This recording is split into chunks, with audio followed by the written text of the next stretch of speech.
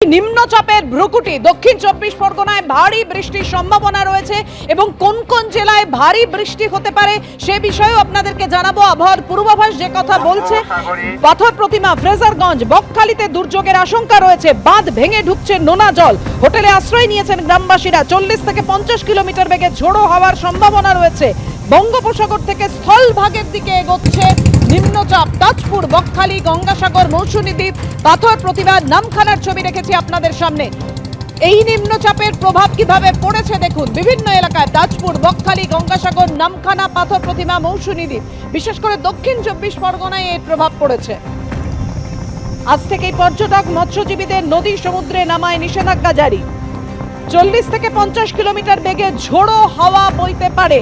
দক্ষিণ চব্বিশ পরগনায় হলুদ সতর্কতা জারি করা হয়েছে। কথা বলবো, আমাদের সঙ্গে রয়েছেন আমাদের প্রতিনিধি সুকান্ত মুখোপাধ্যায়। সুকান্ত, এই নিম্নচাপের প্রভাব কতটা জোরালো হতে পারে, কি বলছেন আবহাওয়া দপ্তর?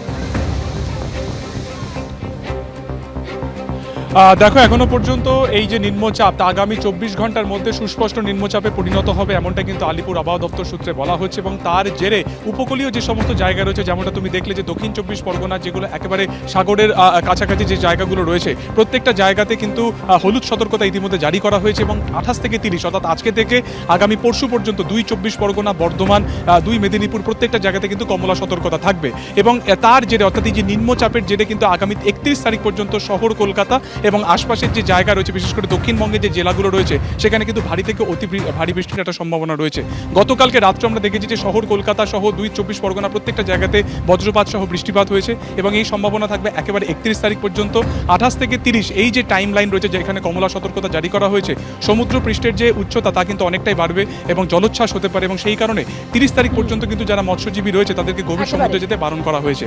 অন্যদিকে শহর কলকাতা বা অন্যান্য যে সমস্ত জায়গা রয়েছে দক্ষিণবঙ্গ, প্রত্যেকটা জায়গাতে কিন্তু এই নিম্নচাপের জেরেই একাধিক জায়গায় সতর্কতা অবলম্বন করা হচ্ছে। এই মুহূর্তে তোমায় ধন্যবাদ। আবহাওয়া দপ্তরের তরফে কি জানানো হয়েছে, পূর্বাঞ্চলীয় অধিকর্তা সোমনাথ দত্ত কি বলেছেন, রাখবো আপনাদের সামনে। সাব হিমালয়ান, ওয়েস্ট বেঙ্গলে এবং সিকিমে 29 এবং 30 তারিখে হেভি থেকে extremely heavy rainfall at isolated places হওয়ার সম্ভাবনা যথেষ্ট বেশি, এবং হালকা থেকে মাঝারি রেনফল বেশিরভাগ জায়গাতে, এবং তার সাথে হেভি থেকে ভেরি হেভি রেনফল বিক্ষিপ্তভাবে 2-1 জায়গা হওয়ার যথেষ্ট সম্ভাবনা আছে গ্যাঞ্জেটিক ওয়েস্ট বেঙ্গলে 28 তারিখ এবং 29 তারিখে। উইন্ড স্পিড 40 থেকে 50 কিলোমিটার পার আওয়ার, গাস্টিংয়ে 60 কিলোমিটার পার আওয়ার, এটা হওয়ার যথেষ্ট সম্ভাবনা আছে কোথায় না নর্থ এবং অ্যাডজয়নিং সেন্ট্রাল বে অফ বেঙ্গলে, এবং এবং উড়িষ্যা, ওয়েস্ট বেঙ্গল, বাংলাদেশ কোস্টে 28 তারিখে। এবং উইন্ড স্পিড ধীরে ধীরে আপনার এটা বেড়ে 45 থেকে 55 কিলোমিটার পার আওয়ার হওয়ার সম্ভাবনা আছে, গাস্টিংয়ে 65 কিলোমিটার পার আওয়ার 29 তারিখে এই সমস্ত রিজিয়নগুলোতে।